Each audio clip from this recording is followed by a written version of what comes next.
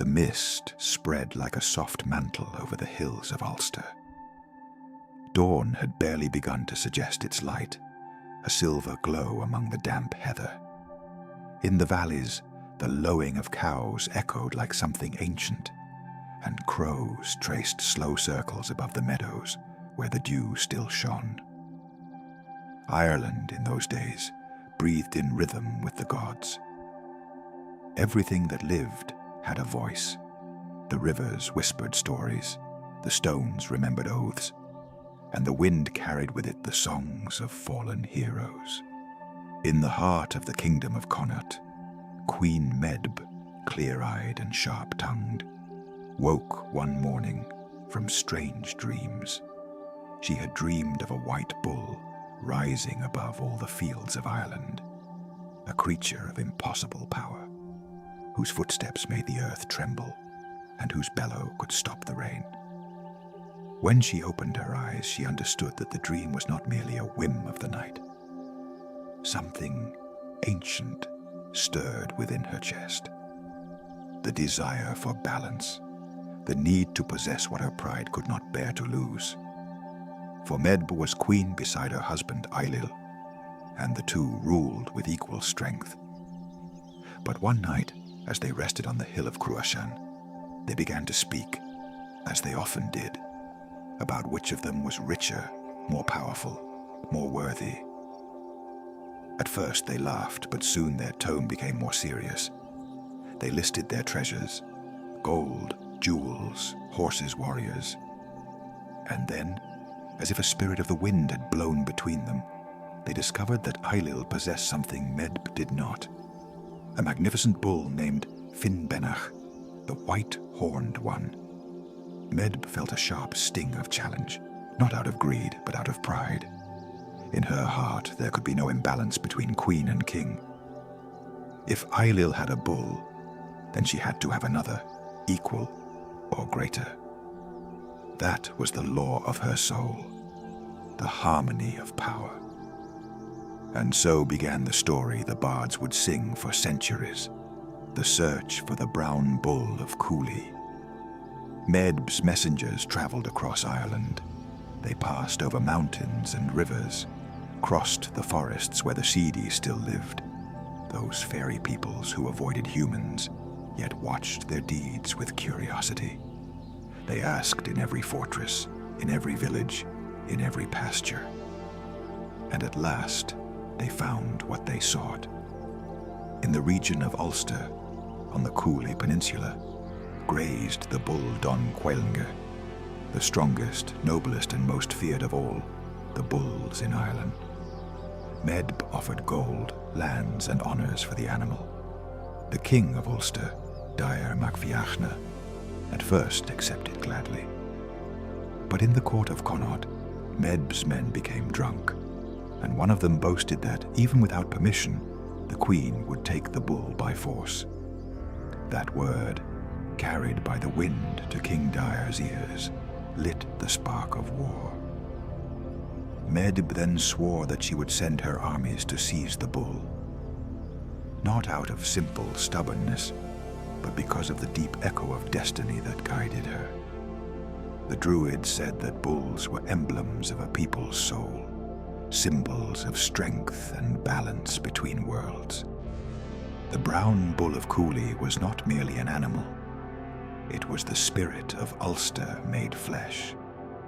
And in that union of pride and destiny, the armies of Connaught began their journey toward the green lands of the north, the hero of Ulster. But the winds of Ulster were not asleep. Among the young warriors of the region stood one whose name is still spoken with respect across the Celtic lands: Cú Chulainn, the hero of Ulster, born of gods and men, with a fiery gaze and a young heart. His strength was such that, in childhood, he had stopped a chariot with his bare hands. His fury, when unleashed, was feared even by the Druids. But that morning, as Medb's armies advanced, Cú Chulainn was not thinking of war. He walked alone beside the river, letting the current play with the leaves, with the dark hair that the wind stirred like a banner. Then he heard the distant sound of horns, a deep sound, not of Ulster. The hills returned, it multiplied. He knew at once what it meant. The rest of the northern men, for in those days the warriors of Ulster were under a curse of sleep, unable to rise, left the kingdom vulnerable. Only he, the young Cú Chulainn, was awake to defend Cooley. He leaned on his spear, looked toward the horizon, and smiled with calm certainty. "Then I will be the one to stop an army," he murmured, without anger, only with the conviction of one who fulfills the inevitable. One by one, if need be. And so began Cú Chulainn's watch, the solitary defense of Ulster. Each day at dawn, the hero took his place at the river fords, where the narrow paths forced his enemies to pass one at a time. From the mist, his figure rose like a shadow of fire. He did not seek to kill, but to hold the border, to honor the ancient ritual of challenge, where honor was stronger than blood. The bards would later say that his spear sang like a reed in the wind, and that the river turned red only with the reflection of the sun. Medb, from her command tent, listened to the reports and sighed. She did not desire cruelty. She sought balance. At night, she looked at the campfires of her army, thought of the gods who had woven that conflict, and of the young warrior who, with nobility, defended his land. At times, a silent compassion crossed her face. The wind brought the scent of rain.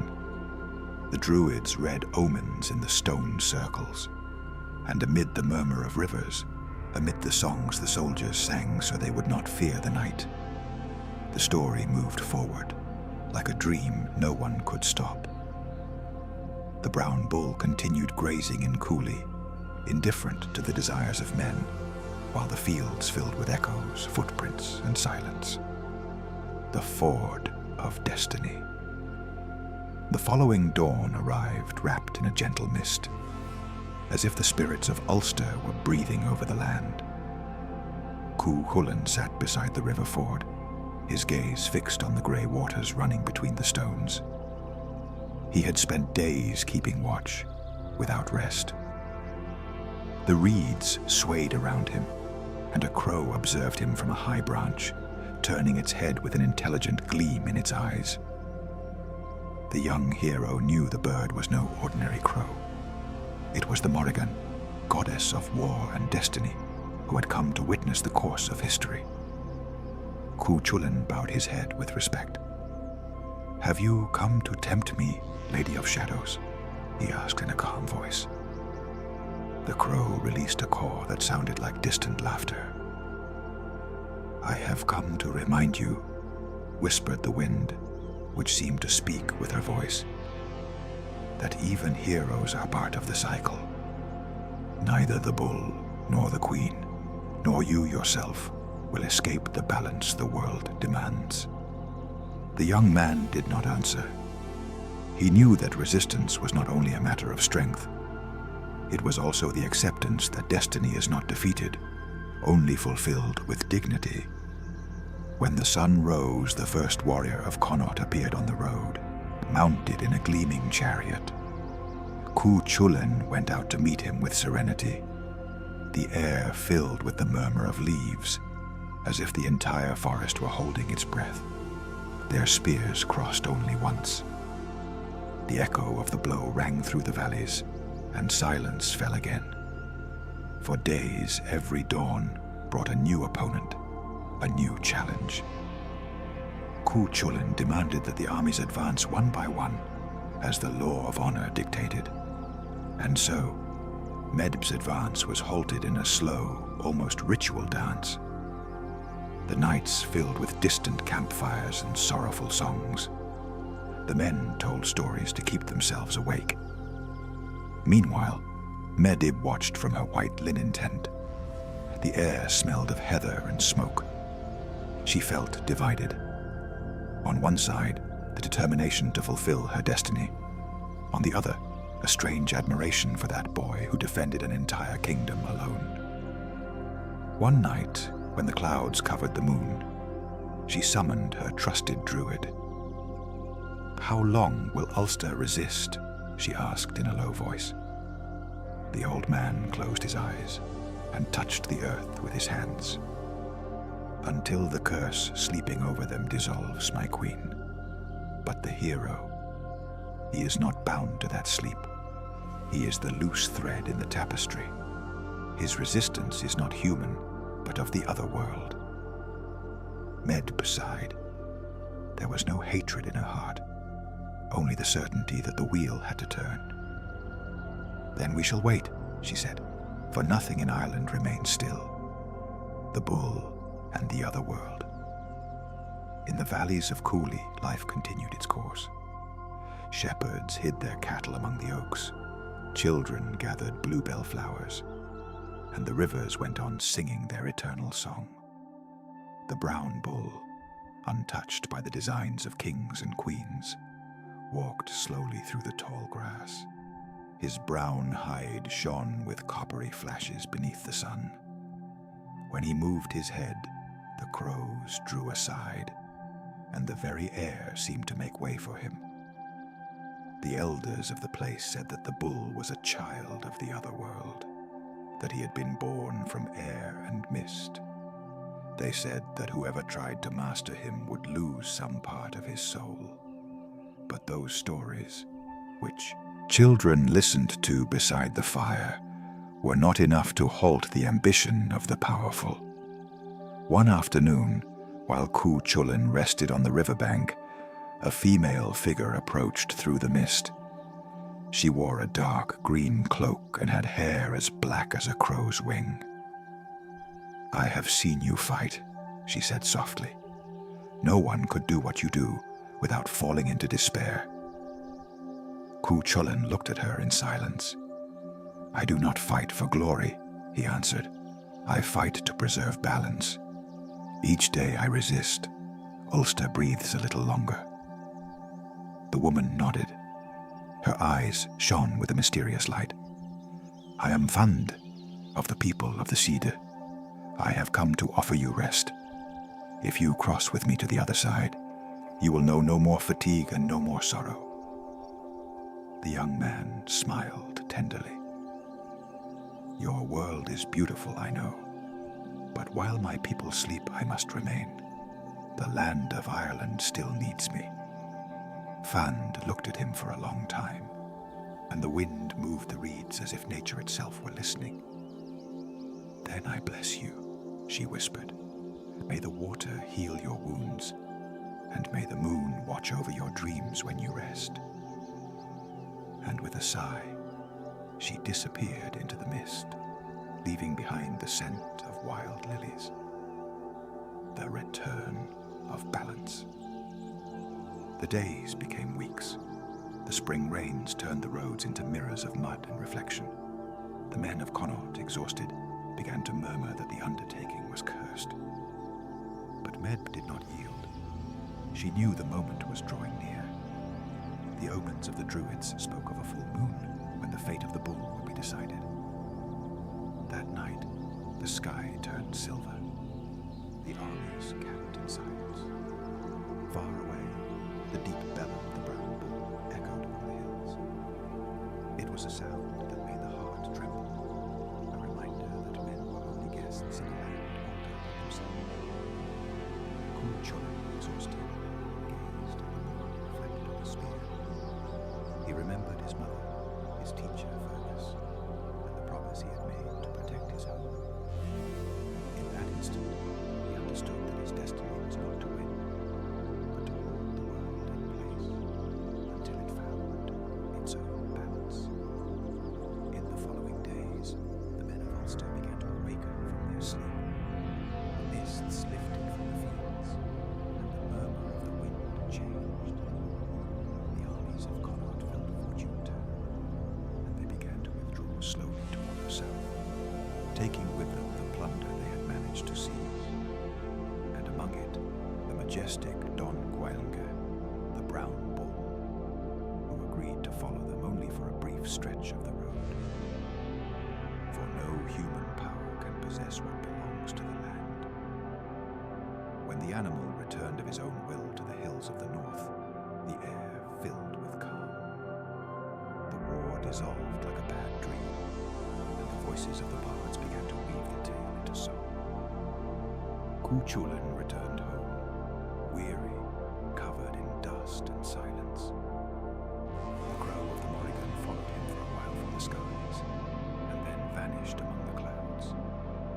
The young man stopped on a hill and looked toward the horizon. The setting sun bathed the fields in gold and shadow. He breathed deeply, feeling that the air smelled of heather, rain, and home. He had fulfilled his part. The rest remained in the hands of time. The Song of the North. In the hills of the north, where the sea strikes the rocks with an ancient song, Ulster slowly began to awaken again. The villages lit new fires. Children ran across the meadows with fresh laughter, and the druids raised prayers of gratitude to the gods for the end of the conflict. The echoes of war dissolved like mist rising after rain. Cú Chulainn, however, remained silent. The hero of the fords had returned to Emain-Macha, the fortress of the kings of Ulster, but his spirit still lingered in the rivers and on the roads he had defended. The people greeted him with respect, but he answered only with a quiet smile. He knew that heroes do not belong fully to rest. They are part of the world's balance, and when calm returns, they must withdraw into shadow. During the days that followed, the brown bull of Cooley wandered freely across the northern pastures. His hooves left soft furrows in the wet earth, and crows flew around him like guardians. The druids said that his return was the sign that the cycle was complete. What had been born from pride and desire had been given back to its origin. The bull was the flesh of Ireland's spirit, his stride the very heartbeat of the island. Medb, from her fortress in Connaught, heard the news, with her face lit by melancholy. She had obtained her goal for a single instant, but power, like water between the fingers, had slipped away. And in her heart, she understood the deep lesson of that journey. Greatness is not measured by what one possesses, but by what one releases when the wind changes. That night, lifting her eyes to the sky, she saw the brightness of a falling star above the mountains. The ancients said that when a hero fulfilled his destiny, the heavens lit a fire in his honor. Medb closed her eyes and murmured, "May the gods guard his rest." The Bard's Tale. On the border between Connaught and Ulster, an old bard walked with a small harp hanging from his shoulder. Every village welcomed him with bread and ale, and the children sat around him to hear him sing the story of the brown bull, Queen Medb, and young Cú Chulainn. His voice was soft as the murmur of the river. But he did not tell the story as a war. He told it as a song about the soul of Ireland, about men who love their land, and about the gods who watch them from the wind. In the fords of the north, he would say, a boy stopped an army, not out of hatred, but for balance. And when all was over, the bull returned home, and the queen found peace in her own reflection. Thus, the land taught that all power born of pride ends in the calm of forgiveness. His harp sounded like drops of water falling in a stone cave. The notes filled the air with a feeling of nostalgia and serenity. And in every home his song reached, men slept more peacefully, knowing that the ancient hero still watched over Ireland. The rest of the hero. Cú Chulainn returned to wandering the lonely roads. He liked to walk beside the sea, where the horizon seemed like an endless endless promise. Sometimes the waves broke with force, and he felt that in each burst of foam there was an echo of his own youth. The western wind brought the scent of moss and salt, and on the cliffs the heather bloomed purple. One afternoon, he found an old fisherman mending his nets. The man looked up and smiled when he recognized him. "They say you alone defended all of Ulster," he said. "But I say what you did was hold the world together, lad." Cú Chulainn sat beside him in silence. The sea stretched before them, bright and calm. "Sometimes I do not know whether I held it," he replied, "or whether it was the world that held me." The fisherman nodded, and together they remained watching the water without words until the sun sank into the horizon. When night fell, a cool breeze brought them the song of seals in the distance. They sounded like human voices, as if the beings of the sea remembered the names of heroes. And the hero felt, for the first time in a long while, that he could rest. The blessing of Ireland. In the temple of the Druids, the sacred fires burned. The wise men watched the smoke rise in slow spirals, and in them they read the destinies. One of the oldest spoke. "The cycle has been fulfilled. The queen has learned, the bull has returned, and the hero has rested. Ireland sleeps beneath the blessing of the gods." Outside the temple, rain began to fall softly. The drops struck the leaves with the sound of a caress, and the air smelled of damp peat and freshly cut wood.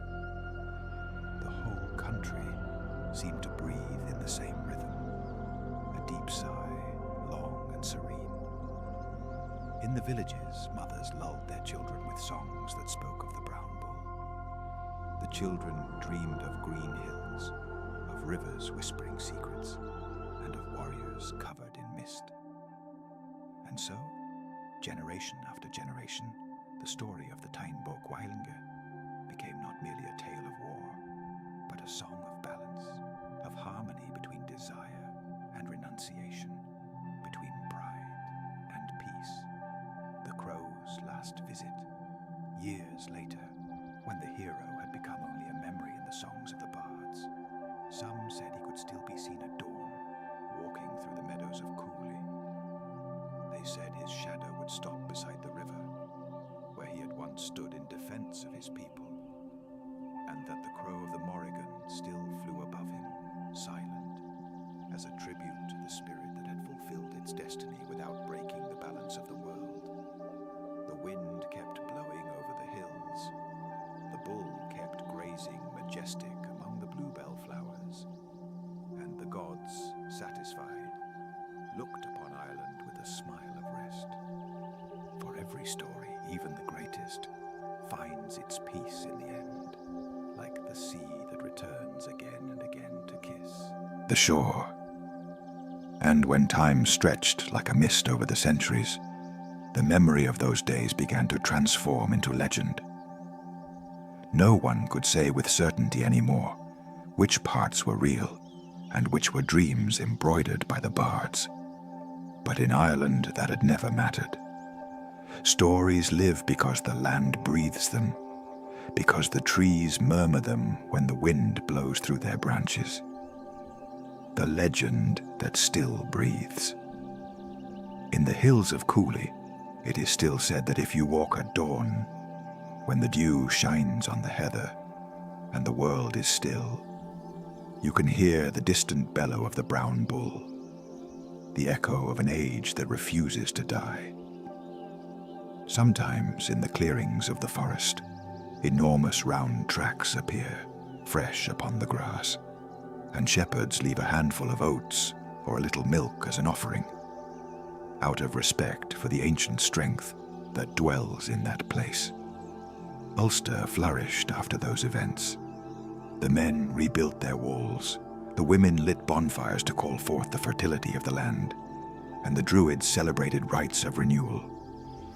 Everything was balance once again. For war, in its deepest form, is not only a clash of swords, but a movement of the soul, a shaking of the world to remind men of the value of stillness. Cú Chulainn lived many more winters. He became a teacher, a counselor, and in his final years he was often seen walking the fords where he had once fought. They said he spoke with the rivers and the oaks, as if the voices of ancient heroes answered from the roots. He never sought glory. Glory had sought him. But he had learned to let it pass, like one who lets a leaf drift away upon the river. One night, beneath an immense full moon, he stopped beside a stone that marked the boundary of Cooley. There, where the air smelled of salt and heather, he felt a gentle, familiar presence. A winged shadow descended from the sky and landed near him. It was the crow, the same one that had watched him so many years before. "You have fulfilled what the gods asked of you," said a voice that did not belong to the world of men. "You have preserved the balance, and your name will remain in songs until the end of time." The young man, now aged, nodded without fear. "I did not seek immortality," he replied, "only that Ireland might sleep in peace." The crow lowered its head. "Then sleep as well, guardian of the north. May your spirit rest beside the murmur of the rivers." When dawn arrived, the place was empty. Only the stone remained covered in moss, and a silence so deep it seemed to contain a blessing.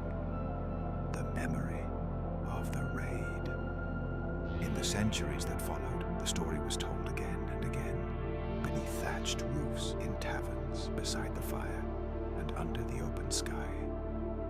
The bards added details, the druids interpreted them, and each generation found a different lesson within it. Some said it was a lesson about arrogance, others a parable about harmony. But for those who knew how to hear the secret heartbeat of the world, the story of the cattle raid of Cooley was not a warning, but a song of comfort. The certainty that every struggle, no matter how great, ends by returning us to the calm of the earth. And so, Ireland learned to look at life the way the sea looks at the coast. With movement, yes, but also with tenderness.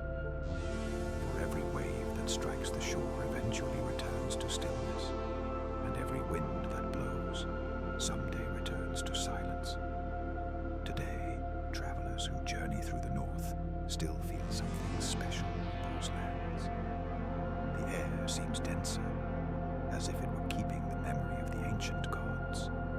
The roads twist between hills covered in mist, and on autumn evenings when the sky turns copper, crows fly in slow circles above the meadows. Anyone who stops and closes their eyes may hear, far away, the murmur of the river where Cú Chulainn waited at dawn, or the soft bellow of an invisible bull still grazing on the border of the world.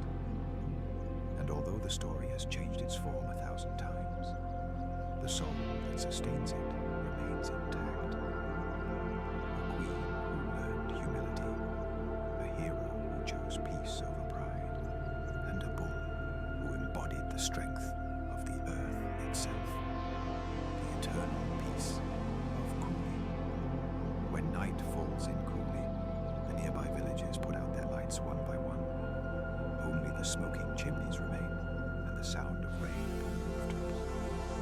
Inside the houses, the old people still tell the story to the little ones. How Queen Medb dreamed of a white bull, how the armies marched through the mist, how one young man defended all of Ulster, and how, in the end, everything returned to the silence of the meadows. The children listen with wide eyes, half asleep, while the fire crackles. Outside, the wind blows through the heather, carrying with it the old song of Ireland. The invisible bard, who lives in every dreaming heart, repeats the final verses in a low voice. Where the bull walks, the land breathes.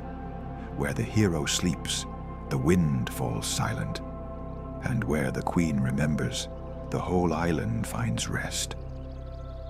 And so, beneath the gaze of the moon, the entire country seems to fall asleep. The river of Cooley murmurs its eternal melody, the sea kisses the coast without haste, and the hills, wrapped in mist, guard forever the peace that was won. For the true ending of the Tainn Bó Cúailnge was not the battle, nor the victory of one side over another, but the return of balance. And in that calm, the story fades away, like an ancient sigh still floating over Ireland, soft, immortal, and profoundly serene.